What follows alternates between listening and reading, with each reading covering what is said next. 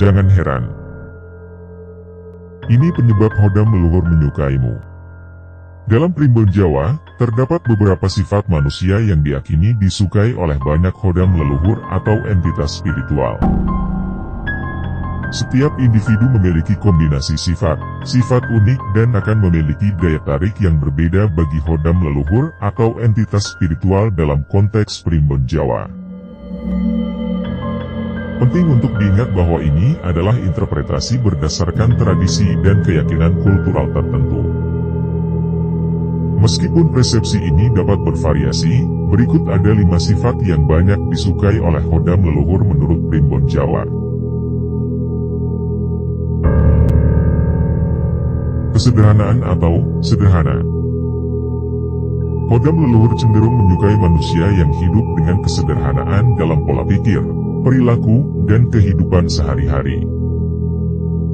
Sifat ini mengacu pada kemampuan untuk menikmati kebahagiaan dari hal-hal kecil dan tidak terlalu terikat pada materi atau keinginan yang berlebihan. Kehormatan atau adiluhung.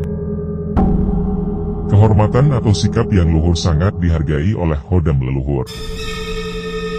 Sifat ini melibatkan integritas, etika yang baik, dan perilaku yang jujur serta bertanggung jawab.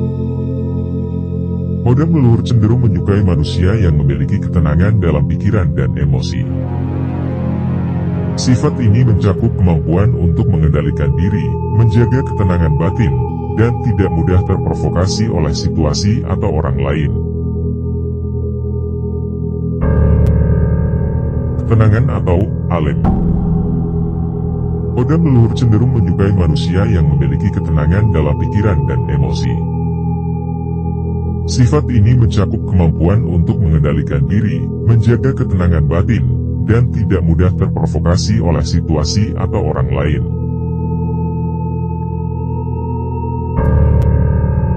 Kebaikan hati atau tulus hati. Sifat kebaikan hati sangat dihargai oleh hodam leluhur. Manusia yang menunjukkan kebaikan hati, belas kasihan, dan empati terhadap orang lain cenderung mendapatkan simpati dan dukungan dari hodam leluhur.